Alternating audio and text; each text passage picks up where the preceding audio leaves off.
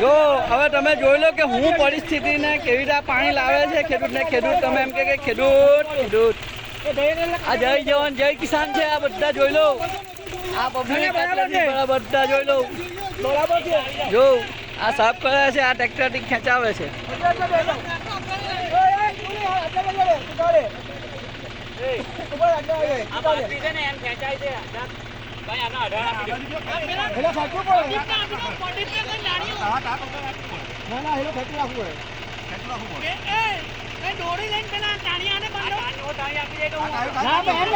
બરાબર ને હવે